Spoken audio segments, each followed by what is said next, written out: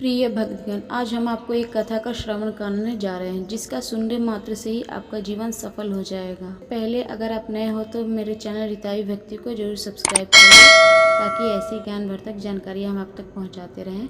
और comments box में जय माता रानी जरूर लिखिएगा। एक समय की बात है, भगवान शिव और माता पार्वती कैलाश पर भ्रमण कर रहे थे। तभी माता पार्वती के मन में दो प्रश्न आए। उन्होंने भगवान शिव से पूछा, हे प्रभु, में दो प्रश्न चल रहे हैं। पहला प्रश्न है, बहू को परेशान करने वाली सास को कौन सी सजा मिलती है? और दूसरा प्रश्न है, कौन सी स्त्री के ससुराल में पैर रखने से ही गरीबी आ जाती है? अगर आप ये कहानी सुन रहे हैं तो पूरा सुनिएगा, क्योंकि आधा अधूरा ज्ञान कभी किसी के लिए अच्छा नहीं होता है। क्योंकि इस पवित्र कथा को पूरा सुनने से मन चाहल फल की प्राप्ति होती है। इसीलिए इस कथा को पूरा सुने। अगर आप शिव भक्त हैं तो भोलेनाथ का अनादर ना करें। इसके बाद माता पार्वती के प्रश्न सुनने के बाद भगवान भोलेनाथ ने कहा, हे पार्वती, आपके मन में आया हुआ प्रश्न बहुत ही महत्वपूर्ण है, साथ ही लोक कल्याणकारी है। इसीलिए जब कोई लड़की शादी करके बहू बन के अपने माँ बाप को, जिन्होंने उसे पाला पोसा बड़ा किया, उन्हें छोड़कर अपने ससुराल में जाती है तो उस समय उसके लिए उसका ससुराल ही सब कुछ होता है और उस बहू के लिए उसके सास ससुर ही उसके माता पिता होते हैं। इसलिए हे पार्वती, हर सास ससुर को चाहिए कि अपनी बहू को अपनी बेटी की तरह रखें, अपनी बेटी की तरह प्यार करें। उन्हें ऐसा सोचना चाहिए कि उनकी बहू किसी के घर से आई है, किसी की बेटी है, जो उन्होंने बहुत ही नाजों से प्यार पोस कर बड़ा किया है, जो अपना संसार को छोड़कर हमारे संसार को भरने के लिए आई है। लेकिन अक्सर ऐसा बहुत ही कम देखने को मिलता है कि एक सास अपनी बहू को बेटी की तरह प्यार करती है। भगवान शिव कहते हैं, पार्वती, अब मैं आपके दोनों प्रश्नों का उत्तर दूंगा, एक छोटी की कहानी के माध्यम से दूंगा। इससे आप ध्यान से सुनिएगा, फिर आप पूरी तरह से संतुष्ट हो जाइएगा। प्रिय भक्तगण, अगर आपसे अनुरोध है मेरी कहानी में खोने से पहले कि आप अपने चैनल रिताई भक्ति को सब्सक्राइब कर ले, अगर अभी तक आपने सब्सक्राइब नहीं किया है तो, ताकि ऐसी ज्ञानवर्धक जानकारी हम आप तक पहुंचाते रहें। इस कहानी में भगवान शिव ने माता पार्वती से कहा है, हे पार्वती, एक गांव में एक बुढ़िया रहती थी जो बहुत ही दुष्ट थी। उस बुढ़िया के पास एक बेटा था और एक सीधी सादी बेटी भी थी। वो हमेशा माँ की बातों पर चलती थी। भगवान शिव कहते हैं, हे पार्वती, अब कुछ ऐसा हुआ कि बुढ़िया के बेटे को गाँव में कोई काम नहीं मिलता था। गरीब है कि जमीन भी बेचकर वह धन कमा सके। उसे धन के लिए कुछ काम करना होगा। वह काम की तलाश में दूसरे गांव जाता है। दूसरे गांव में उसे एक अच्छा सा काम भी मिल जाता है, लेकिन वहां से उसे हर रोज अपने घर में आने के लिए समय नहीं मिलता था। पूरे साल में सिर्फ 1-2 दिन के लिए छुट्टी मिलती थी जो अपने घर में वो आ पाता था। इसीलिए वह दूसरे गांव में जाकर काम करता था। तो उसे अपनी पत्नी की भी बहुत ही चिंता रहती थी। इसीलिए जब वो उसकी बुढ़िया का बेटा अपने घर से काम करने के लिए दूसरे गांव को जाता है, वो जाने से पहले हमेशा अपनी माँ से कहता था कि माँ, मेरी पत्नी को अच्छी तरह से संभाल कर रखना, क्योंकि रोजाना मैं यहाँ पे नहीं आ सकता। फिर बेटे की बात सुनकर वो बुढ़िया कहती थी कि हाँ बेटा, तुम बिल्कुल भी चिंता ना करो, मैं तुम्हारी पत्नी का अच्छे से ख्याल रखूंगी, उसे कोई भी कष्ट नहीं दूंगी। तुम बेफिक्र होकर दूसरे गांव को काम करने के लिए जा सकते हो। अपनी पत्नी की तुम चिंता मत करो, उसे मेरे पास छोड़कर बेफिक्र होकर काम करने के लिए जाओ। भगवान शिव कहते हैं कि हे पार्वती, ऐसे ही वह अपने बेटे को झूठा आश्वासन देकर अपने घर से दूर भेजकर वह बुढ़िया अपने बेटे के जाते ही वह उसकी पत्नी को बहुत ही परेशान किया करती थी। इस समय धीरे धीरे व्यतीत हो रहा था। वह बहू अपनी सास की आलोचना सुन करके चुप रहा करती थी। वह सास अपने बहू की कितना भी आलोचना करती, कितना भी चिढ़ाती थी, वह चुप रहा करती थी, उसे कोई भी जवाब नहीं देती थी, क्योंकि वह बहुत ही संस्कारी थी। अपनी सास को माँ जैसा प्यार करती थी, अपनी माँ जैसा मानती थी। फिर समय धीरे धीरे व्यतीत हो गया। एक दिन उस बुढ़िया का बेटा छुट्टी पर आया। वह 2 दिन तक घर पर रुका, लेकिन उसकी बहू ने किसी तरह की भी कोई शिकायत नहीं की। फिर इस प्रकार छुट्टी खत्म होने के बाद उस बुढ़िया का बेटा जब काम के लिए दोबारा जा रहा था तो जाने से पहले अपनी माँ से कहता है, माँ, हमारी पत्नी का ख्याल रखना, ये बहुत ही अच्छी है, वो आपको बहुत ही प्यार करती है, क्योंकि वह हर रोज यहाँ पर तो नहीं आ सकता। फिर बेटे की बात सुनकर बुढ़िया कहती है, ठीक है बेटा, तुम चिंता मत करो, मैं तेरी पत्नी का बहुत ही ख्याल रखूंगी, क्योंकि ये तेरी पत्नी भी नहीं, मेरी बेटी भी है। भगवान शिव कहते हैं, पार्वती, इस प्रकार बेटे के घर से जाने के बाद वह बुढ़िया का ही रास्ता, वह बहू को कहाँ संभालती थी। वह तो हर रोज सताती थी, जितना हो सके उससे कोसती थी, खुद पैर फैलाकर बैठ जाती थी, अपने बहू से घर और खेत का पूरा काम करवाती थी। उसे सुबह जल्दी उठा देती थी, उसके बाद उससे घर का सारा काम करवाती थी, खाना पकाना, बर्तन धोना, पानी भरना आदि काम करवाया करती थी। उसके बाद कभी जंगल से लकड़ियाँ लाने के लिए भेजती थी। पूरे दिन भर वो बेचारी बहुत ही मेहनत का काम करती थी। उसे थोड़ी सी भी आराम करने का समय नहीं मिलता था। यहाँ तक कि वह बुढ़िया अपनी बहू को ठीक से खाना तक नहीं देती थी। कभी कभी तो पानी या कभी कभी सिर्फ बासी खाना ही खाकर वो रह जाती थी। कहते हैं पार्वती वो बेचारी चुपचाप सब काम किया करती थी। कभी भी अपने सास से किसी काम को मना करने के लिए नहीं कहती थी और ना ही अपने सास के सामने कोई जवाब दिया करती थी। और वह अपनी सास पे कभी क्रोध भी नहीं दिखाती थी। और जब रात होता तो वह बहुत ही परेशान रहती थी। उसका शरीर बहुत ही दर्द करता था, लेकिन वह अपने पति से कभी ऐसा नहीं कहती थी। हमारी सास माँ हमें बहुत ही परेशान करती थी, क्योंकि वह नहीं चाहती थी घर में कलह हो। उसके पति तो बहुत ही दूर है, जो दूसरे गांव में काम करने गया, वह सुनकर परेशान हो। भगवान शिव कहते हैं पार्वती इस प्रकार से दिन बीतते गए। फिर एक दिन सास को पता चलता है कि हमारी बहू गर्भवती है, तो एकदम से विचलित हो गई और सोचती है कमाने वाला मेरा बेटा अकेला है, ऊपर से ये बच्चा और आ गया तो खाने वाले लोग बढ़ जाएंगे। उसके बाद उसके बच्चे के जन्म होने के बाद उसका ख्याल रखने के लिए कौन रहेगा, जिसके कारण बहू कोई काम नहीं करेगी। मुझे ये सब कार्य फिर करना पड़ेगा। भगवान शिव कहते हैं पार्वती। फिर वो बुढ़िया अपनी बहू के बारे में ऐसा सोचती है। हर सास तो यही चाहती है हमारे जल्दी से घर में बेटा बहू पोता पोती दे, लेकिन वो सास ऐसी नहीं थी। वो नहीं चाहती थी हमारी बहू से कोई भी संतान जन्म ले, क्योंकि उसकी सोच ही ऐसी थी कोई बच्चा घर में आएगा तो खर्चा बढ़ जाएगा, उसका देख रेख कौन करेगा, फिर मुझे घर के सारे कार्य करने होंगे। भगवान शिव कहते हैं पार्वती। अब वो बुढ़िया जान जाती है कि मेरी बहू गर्भवती है, तो वह उसे ज़्यादा सताने लगती है और बहू को बहुत सारा काम करने के लिए कहती है। फिर भी बहू ऐसी हालत में सारा काम करती थी और सास उसकी जो भी कार्य देती थी वह सब भी बहुत ही अच्छे से किया करती थी।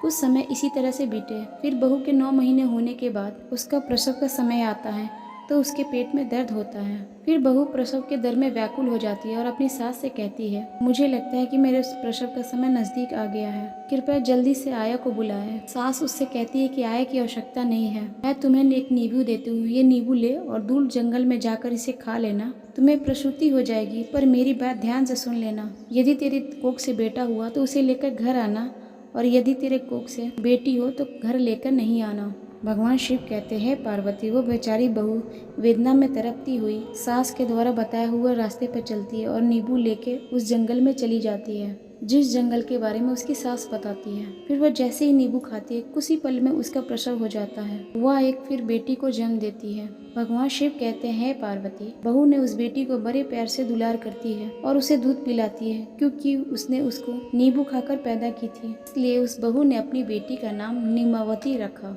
वह एक ऐसे बेर की खोज करती है जिसमें वो अपनी बेटी को रख सके। आखिरकार उसने खोज ही लिया। फिर वह अपनी बेटी नीमावती को उसमें रखती है। उस पैर के खोर में छोड़ दिया और उस पैर पर रहने वाली चिड़ियों से कहा कि मैं अपनी बेटी को अगर घर ले जाऊंगी तो मेरी सास मेरी बेटी को और मुझे मार देगी, इसलिए मैं अपनी बेटी नीमावती को इस खोर में आपके भरोसे छोड़कर जा रही हूँ। हे चींटियों, आप सभी मेरी बेटी का ध्यान रखना। भगवान शिव ने कहा हे पार्वती। फिर बहू ने ये सब कहकर घर वापस आ गई। अब जैसे ही वह घर में वापस आती है, उसकी सास समझ जाती है कि उसको बेटी हुई है, क्योंकि उसने पहले ही कह दिया था यदि बेटा हो तो घर लेकर आना और यदि बेटी हो तो घर लेकर न आना। वह डर से अपनी बेटी को जंगल में ही छोड़ आई है। भगवान शिव कहते हैं पार्वती। इस प्रकार वो बहू अपने सास से कहती है कि माँ बेटी हुई थी इसलिए लेकर नहीं आई। फिर तो बहू की बात सुनकर वो बुढ़िया एकदम से शोर मचाने लगी, चिल्लाने लगी कि मेरी बहू ने अपने बच्चे को खा लिया, मेरी बहू बच्चे खाने वाली डायन बन गई है।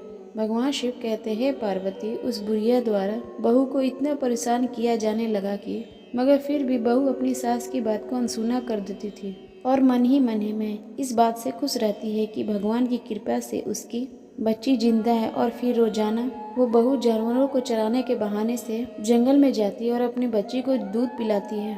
इसी तरह से कुछ दिन बीतते हैं। उधर उस बैर की खोकर में नीमावती धीरे धीरे बड़ी हो जाती है। इस तरह 1 साल बीतता है और फिर बुढ़िया का बेटा छुट्टियां लेकर वापस आता है। जैसे ही घर में प्रवेश करता है, बुढ़िया अपने बेटे से कहती है बेटा तुम्हारी पत्नी इंसान नहीं है, वो एक डायन है जो जीवित को ही खा जाती है। मुझे भी तो एक बेटी है, तुम्हारी पत्नी ने अपनी बेटी को खा लिया। भगवान शिव ने पार्वती से कहा। वो बुढ़िया का बेटा अपनी माँ का स्वभाव भली भांति जानता था। उसने समझ लिया कि यह एक साजिश है। फिर उसने अपनी पत्नी से बेटे बेटी के बारे में कुछ नहीं पूछा और उस बहू ने भी अपने पति से सास के बारे में कुछ नहीं बताया। वह नहीं चाहती थी कि घर में किसी भी प्रकार का क्लेश हो। फिर भगवान शिव ने कहा हे पार्वती। उस बुढ़िया का बेटा कुछ दिन तक घर रहता है और फिर वो बुढ़िया का बेटा काम के लिए दूसरे गांव को चला जाता है। इस बीच उसकी बहू फिर से गर्भधारण हो जाती है। बुढ़िया को जब यह पता चलता है कि मेरी बहू फिर से गर्भवती है तो वह बुढ़िया बहुत ही नाराज हो जाती है और अपनी बहू को पहले से भी ज्यादा परेशान करने लगती है। फिर भगवान शिव ने पार्वती जी से कहा, हे पार्वती, उसकी बहू जब 9 महीने की दूसरी बार प्रेग्नेंट होती है तो उसे प्रसूति का दर्द शुरू होने लगता है। तब बहू अपनी सास को पहले की तरह आया बुलाने को कहती है, लेकिन फिर भी उसकी सास इस बार भी आया को नहीं बुलाती है और एक मुट्ठी जीरा लाकर अपनी बहू को देती है और कहती है, ये जीरा तुम लेकर तुम उस जंगल में जाना और इस जीरे को खा लेना, तुम्हें आराम से प्रस्तुति हो जाएगी। लेकिन एक बात है, इस बात को तुम ध्यान से सुनो, इस बार भी अगर तुम्हें बेटा हुआ तो घर लाना, अगर बेटी हुई तो वहीं छोड़ देना। भगवान शिव कहते हैं, पार्वती, बुढ़िया के कहने पर वह बहू फिर से उस सुनसान जंगल में गई और वहाँ पर जीरा खाने लगती है। कुछ ही समय बाद उसका प्रसव हो गए और उसने इस बार भी एक सुंदर पुत्री को जन्म दिया। बेटी के जन्म लेते वह बहू पहले की भांति अपनी बेटी को बहुत ज़्यादा दुलारती है, प्यार करती है, दूध पिलाती है, क्योंकि वह बेटी जीरा खाकर पैदा हुई थी, इसीलिए वह अपनी बेटी का नाम जीरावती रखती है। और फिर पहली बेटी को जहाँ पर रखा था उसी खो में जाकर अपनी दूसरी बेटी को रख देती है और चींटियों को उसका ध्यान रखने के लिए कहती है और घर वापस आ जाती है। उधर बहू के घर पहुंचते हुए बुढ़िया पहले से भी ज्यादा जोर जोर से चिल्लाने लगती है और कहती है, गांव वालों को बुलाकर कहती है कि उसकी बहू ने इस बार भी अपनी बेटी को खा लिया है। लेकिन फिर भी बहू अपनी सास की बातों को अनसुना कर देती है और गांव वालों की बात कहने पर भी उस बुढ़िया की बात को अनसुना कर देते हैं। भगवान शिव कहते हैं, पार्वती, अब कुछ दिनों के बाद लगभग 1 साल खत्म हो गया। उसका बेटा फिर वापस आता है। अपने बेटे के घर आते ही वह बुढ़िया पहले की तरह अपने बेटे बहू को चुगली करती है और बेटे से कहती है कि बेटे, इस बार भी तुम्हारी बहू ने एक बेटी को जन्म दिया था और उसके जन्म होते ही उसे वो खा गई और अपनी बहू को उसने डायन कहा और यह भी कहा कि वह सबसे बड़ी चुड़ैल है। भगवान शिव कहते हैं, हे पार्वती, अभी उस बुढ़िया के बात सुनकर उसका बेटा चुपचाप रह जाता है और अपनी माँ से कुछ भी नहीं कहता है और उसने अपनी पत्नी से भी कुछ नहीं पूछा। फिर कुछ दिन रहकर जब वापस काम के लिए दोबारा जाता है तो बहू तीसरी बार गर्भवती हो जाती है। भगवान शिव कहते हैं, पार्वती, इस बार भी पहले की तरह ही हो जाता है। इस बार बुढ़िया बहू को एक आम देती है। वो उस आम को लेकर उसी जंगल में जाकर खाती है। जब वो एक आम खाती है तो वह एक बेटी को जन्म देती है और उसको दूध पिलाकर उसका नाम आम रख देती है और फिर उसे भी उसी खोई में छुपा देती है और चींटियों से उसका ख्याल रखने के लिए कहकर वापस घर आ जाती है। भगवान शिव कहते हैं, पार्वती, अब बुढ़िया गांव के दौर दौर जाकर बहू की चुगली करती है, मगर बहू अपनी सास का एक भी बात का बुरा नहीं मानती है और सास की नफरत भरी बातों को अनसुना कर देती है। मगर फिर भी वह बुढ़िया गांव में जोर जोर से चिल्लाती है कि हमारे बेटे की बहू डायन है, उसने 3 बेटियों को खा लिया है। भगवान शिव कहते हैं, पार्वती, वह बुढ़िया जिस तरह से शोर मचाती है अब लोगों को भी लगने लगता है वास्तव में उसकी बहू सचमुच ही डायन है, बच्चे खाने वाली। तो लोग डरने लगते हैं, डर के मारे अपने बच्चों को घर में ही बंद करके रखते हैं। धीरे धीरे समय व्यतीत होने लगा और यह बात गाँव के चारों तरफ फैल जाती है और उस बुढ़िया का बेटा जिस घर में काम करता था उसे वहाँ भी ये बात सुनने के लिए मिलती है। फिर तो उस बुढ़िया का बेटा यह खबर सुनकर बहुत ही परेशान हो जाता है और तुरंत ही मालिक से अनुमति लेकर अपने गांव को आता है। जब तक उस बुढ़िया का बेटा अपने गांव को आता है तब तक यह खबर उस राज्य के राजा के कानों में तक पहुंच जाती है कि बुढ़िया की बहू वास्तव में एक डायन है। फिर राजा सिपाही भेज करके बुढ़िया को दरबार में बुलवाते हैं और बात की छानबीन करवाता है और बुढ़िया उस बात को मीठ मसाला लगाकर राजा को बताती है, महाराज मैं क्या बताऊँ, मेरी बहू वास्तव में एक डायन है, बच्चों को खाने वाली एक चुड़ैल है, उसने मेरे 3 पोतियों को खा लिया है। फिर तो राजा उस बुढ़िया की बात को सुनकर क्रोधित हो जाता है और सिपाहियों को आदेश देता है कि चौराहे पे एक सूली लगवाओ और उस बहू को जहाँ कहीं भी है उसे वापस लेके आओ और शीघ्र ही उसे सूली पर चढ़ा दो। भगवान शिव कहते हैं, पार्वती, इस प्रकार राजा के सिपाही शीघ्र ही आज्ञा का पालन करते हैं और तुरंत ही सूली बनवाते हैं और जा करके बुढ़िया की बहू को दरबार में लेकर आते हैं। फिर राजा बहू से पूछता है, क्या तुम्हारी सास सही बोल रही है? क्या तुमने अपनी 3 बेटियों को जिंदा खा लिया है? मगर राजा की बात सुनकर वह बहू चुपचाप नीचे सिर झुकाए खड़ी रहती है। फिर तो बहू को चुपचाप को देख करके राजा को भी विश्वास हो जाता है कि बुढ़िया जैसा ने बताया है वैसा सही है। फिर राजा तुरंत ही अपने सिपाहियों को बुलवाते हैं और उस बहू को सूली पर चढ़ाने का आदेश देते हैं। उसे लेकर चौराहे पर जमा हो जाते हैं। फिर राजा भी बाहर आते हैं। उस राजा के दरबार में सभी मंत्री सेनापति वहां पर इकट्ठा हो जाते हैं। फिर भगवान शिव कहते हैं, पार्वती, बहू को सूली पर चढ़ाने का तैयारी होती है और उधर उसका पति भी घर पहुंचता है। जब वो घर पहुंचता है तो उसे घर में कोई दिखाई नहीं देता है। सोचता है कि घर में माँ और पत्नी नहीं है और घर का दरवाजा भी बंद है, ताला लगा हुआ है। और वह परेशान हो जाता है, पड़ोसियों से पूछता है कि क्या हुआ है। पड़ोसी बताते हैं तुम्हारी माँ और पत्नी को राजा ने दरबार में बुलाया है। फिर वह बुढ़िया के बेटे घबराकर राजा के दरबार में जाता है। वहां पहुंचकर उसे पता लगता है कि उसकी पत्नी को सूली पर चढ़ाया जा रहा है। तब वह तेजी से चौराहे की ओर दौड़ता है। चौराहे पर पहुंचकर वह देखता है राजा के प्रधान सिपाही और सभी प्रजा इकट्ठा हुए हैं और कुछ ही समय में उसकी पत्नी को सूली पर चढ़ाने का आदेश है। तब वो बुढ़िया का बेटा तुरंत ही राजा के सामने खड़ा होकर हाथ जोड़ने लगता है और हाथ जोड़कर कहते हैं, महाराज कृपया मेरी पत्नी को सूली पर ना चढ़ाएं। कुछ देर के लिए रोक दीजिए, मुझे एक बात कहनी है। मेरी माँ और पत्नी से मुझे एक बात पूछने दीजिए। यदि मेरी पत्नी अपराधी है तो मैं स्वयं कहूँगा कि उसे सूली पर आप चढ़ा दीजिए। भगवान शिव कहते हैं, पार्वती इस प्रकार राजा को कुछ दया आ जाती है। वो राजा अपने सिपाहियों को कुछ देर के लिए सूली पर न चढ़ाने के लिए कहता है। भगवान शिव कहते हैं, पार्वती फिर वह बुढ़िया का बेटा अपनी माँ से पूछता है, भगवान के लिए माँ तुम सच बताओ। वह बुढ़िया अपने बेटे से भी झूठ बोलती है और उसे कहती है, हाँ तेरी बहू डायन है, तेरी बहू ने तेरी तीनों बेटियों को खा लिया है। भगवान शिव कहते हैं, पार्वती मगर उस बुढ़िया के बेटे को अपनी माँ पर विश्वास नहीं होता है, क्योंकि वह जानता था उसकी पत्नी बहुत अच्छी है, संस्कारी है, कभी झूठ नहीं बोलती है, माँ की बहुत सेवा करती है, बच्चों को देख रेख करने के लिए दिन रात एक कर देती है और साथ ही अपने बच्चों के लिए बहुत तरसती है। फिर ऐसी माँ अपने बच्चों को खा करके डायन कैसे बन सकती है। फिर ऐसा सोच करके उस बुढ़िया का बेटा अपनी पत्नी को कसम देकर उससे पूछता है, तुम मुझसे सच बताओ, मुझसे झूठ ना बोलना। भगवान शिव कहते हैं, पार्वती इस प्रकार उस बुढ़िया के बेटे ने कसम दिया तो उसकी पत्नी ने शुरू से लेकर अंत तक जो भी कुछ हुआ था सारी बात बता देती है, लेकिन कोई भी उसकी बातों को सच मानने के लिए तैयार नहीं होता है। तो वह कहती है, सच्चाई क्या है आप अपनी आंखों से देख लीजिए। और फिर वो अपनी बेटियों को प्यार से आवाज देती है, निम्बावती मेरी प्यारी बेटिया संकट में मेरी रक्षा करना, जीरावती मेरी बिटिया संकट में मेरी रक्षा करो, आमवती मेरी बिटिया संकट में मेरी रक्षा करो। भगवान शिव कहते हैं, पार्वती जब उस बहू ने अपनी तीनों बेटियों को याद किया तो उसकी तीनों बेटियां तुरंत ही जंगल से दौड़ के आके माँ के आंचल से लिपट जाती हैं। उसके बाद उसके बेटे को सच्चाई का पता लग जाता है। उसे देखकर राजा और सभी लोगों ने बहू को कहा, हाँ ये सच बोल रही है। उसकी बातों में सभी ने विश्वास कर लिया और इसके साथ ही सभी को सच्चाई समझ में आ गई। फिर भगवान शिव ने पार्वती से कहा, राजा ने क्रोधित होकर बुढ़िया से कहा, अब बताओ सच्चाई क्या है। अब तो बुढ़िया को डर के मारे कंपन होने लगी, लेकिन उसे तो सच बताना ही होगा। और फिर जब राजा ने सच्चाई जान ली तो उस बुढ़िया को फांसी पर चढ़वा दिया और बहू को छोड़ने का आदेश दिया। राजा बहू के संस्कारों को देखकर बहुत ही खुश हो गए और बुढ़िया के बेटे से कहा, तुम दूसरे गांव जाने की आवश्यकता नहीं है, तुम इसी गांव में काम करो, मैं तुम्हें इसी गांव में काम दूंगा। तुम अपनी पत्नी और बच्चों के साथ खुशी खुशी हमारे यहाँ काम कर सकते हो।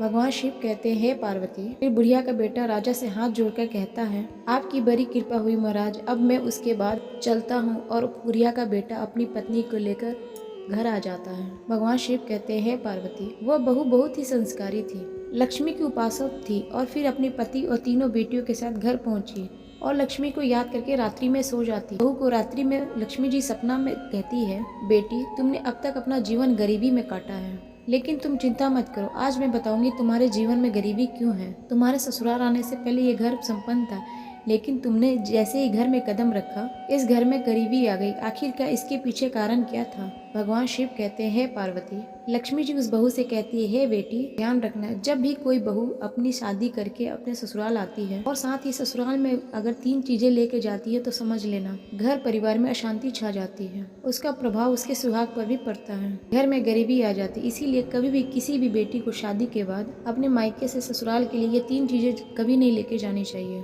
पहला चूल्हा, शादी के बाद रसोई की रस्म होती है। इस रस्म में बेटी मायके से लाई हुए चूल्हे का प्रयोग करती है। हमेशा ध्यान रखना, यदि कोई भी नवविवाहित दुल्हन अपने मायके से चूल्हा लेकर ससुराल में प्रवेश करती है तो सीधा उसका प्रभाव उसकी गृहस्थी पर पड़ता है, जिसकी वजह से भाग्य की देवी रुष्ट हो जाती है और घर में गरीबी आ जाती है। भगवान शिव कहते हैं, पार्वती अब लक्ष्मी जी दूसरी बात बताती है, बेटी दूसरी चीज है नमक का काम होता है चीजों को नमकीन करना। जब बेटियां शादी के बाद मायके से ससुराल की ओर प्रवेश करती है तो उसका धर्म क्या होना चाहिए। नए घर में प्रवेश करते वक्त सब कुछ साथ लेकर चलना चाहिए, सब रिश्तों को मजबूती से पकड़ना, जो भी रिश्ता उससे जुड़ा हुआ है उन सभी रिश्तों में मिठास घोलना। ऐसे में यदि नवविवाहित मायके से नमक लेके आती है और ससुराल में प्रवेश करती है तो रिश्ते खराब हो जाते हैं उससे जुड़ा हुआ हर रिश्ता नमकीन का रूप ले लेता है। हमेशा ध्यान रखना, यदि नवविवाहित बहू अपनी मायके से नमक लेकर आती है या फिर नमक से बना हुआ कोई भी सामान अपने ससुराल लेकर आती है, उसका संबंध आजीवन अपने मायके के लोगों के साथ जुड़ा रहता है, लेकिन उसका संबंध अपने ससुराल वालों के साथ कभी भी नहीं जुड़ पाता है और साथ ही वो रिश्ता मीठा कभी नहीं हो पाता है। इसलिए बेटी को विदाई के समय नमक लेकर नहीं आना चाहिए। भगवान शिव कहते हैं, हे पार्वती, अब लक्ष्मी जी तीसरी चीज उस बहू को बताती है। लक्ष्मी जी कहती है, बेटी तीसरी चीज अचार है। अक्सर लोगों को देखा जाता है, माँ बाप बेटियों को शादी के बाद विदा करते हैं तो उसे अपने माता पिता उसकी पसंदीदा हर वो चीज देते हैं जो उसको अच्छी लगती है और साथ ही अचार को बनाकर भेज देते हैं। लेकिन हमेशा ये ध्यान रखें, अचार खाने में खट्टा होता है, वैसे ही वो पति पत्नी के बीच के रिश्तों में खटास पैदा कर देता है और साथ ही परिवार में भी खटास पैदा कर देता है। और कभी कभी खटास इतनी गहरी हो जाती है, पति पत्नी में से किसी की मृत्यु तक हो जाती है। इसलिए याद रखना चाहिए, शादी के बाद विदा होते समय अपने मायके से कभी भी अचार जैसी कोई वस्तु नहीं लानी चाहिए। और जब तुम्हारी शादी हुई तो तुम्हारे माता पिता ने ये तीनों चीजें तुम्हें दी थी, जिसकी वजह से तुम्हारे घर में अशांति और गरीबी आई है और तुमसे भाग्य की देवी रूठ गई है। लेकिन तुम्हारे संस्कार बहुत ही अच्छे थे, तुमने कभी भी अपने सास को कोई जवाब नहीं दिया। तुम्हारी सास ने तुम्हें प्रताड़ित किया, जिसके कर्मों का फल तुम्हारी सास को मिला और तुम्हारे सुशीलता और साथ ही तुम्हारे संस्कारों की वजह से मैं तुम्हें आशीर्वाद देती हूँ, आज के बाद कभी भी तुम्हारे घर में गरीबी नहीं रहेगी और तुम दोनों का जीवन पूरी तरह से सुखद हो जाएगा। भगवान शिव कहते हैं, हे पार्वती, लक्ष्मी जी इतनी बात कहकर अंतर्ध्यान हो जाती हैं। उधर उस बहू की आंख खुल जाती है और सुबह होने का इंतजार करने लगती है। रात भर उस बहू को नींद भी नहीं आती और जैसे ही सुबह होता है, राजा के सिपाही उस बुढ़िया के बेटे को बुलाते हैं और कहते हैं, चलो तुम्हें राजा ने बुलाया है। फिर जैसे वो बुढ़िया के बेटा राजा के दरबार में पहुंचता है, क्योंकि लक्ष्मी जी की कृपा हो चुकी थी, फिर राजा अपने वचन के दिए के अनुसार उस बुढ़िया के बेटे को उस राज्य में नौकरी देता है और फिर बड़ी ईमानदारी से उस बुढ़िया का बेटा राजा के यहाँ नौकरी करता है और अपनी पत्नी तथा तीनों बेटियों के साथ में सुखद जीवन यापन करता है। भगवान शिव कहते हैं, हे पार्वती, अब तुम अपने पहले प्रश्न का उत्तर सुन लो। तुम्हारा पहला प्रश्न था कि उस सास को कौन सी सजा मिलती है जो अपनी बहू को हर समय घर में प्रताड़ित करती है, परेशान करती है। तो समझो, जिस सास ने अपनी बहू को परेशान किया है उसे उसके कर्मों के अनुसार उसे सूली पर चढ़ा दिया गया, जैसे कि उस बुढ़िया को सूली पर चढ़ा दिया गया। फिर वो यही कहती है कि मुझे छोड़ दो, अब मैं कभी भी अपनी बहू को प्रताड़ित नहीं करूंगी, परेशान नहीं करूंगी। मगर उसे छोड़ा नहीं जाता, उसे सजा भुगतनी ही पड़ती है। भगवान शिव कहते हैं, पार्वती, तुम्हारा दूसरा सवाल था, कौन सी स्त्री अपने ससुराल में जाते ही गरीब हो जाती है। तो समझ लो, शादी के बाद नवविवाहित अपने मायके से ये 3 चीजें कभी भी नहीं लेकर जानी चाहिए। यानी नंबर 1 चूल्हा, नंबर 2 नमक और नंबर 3 अचार। यदि कोई नवविवाहित अपने मायके से अपने ससुराल को लेकर जाती है, उसके जीवन में गरीबी छा जाती है। दोस्तों, इस कहानी को अपने परिवार के सभी सदस्यों को सुनाएं। मुझे पूरा यकीन है अब इस सुनने के बाद सास बहू के बीच में मित्रता बनेगी और साथ ही घर में कभी भी गरीबी नहीं आएगी। तो फिर मिलते हैं आपके अपने चैनल रिताई भक्ति में नए वीडियो नए विषय के साथ। तब तक कमेंट्स बॉक्स में हर हर महादेव या जय माता रानी जरूर लिखिएगा। नमस्कार।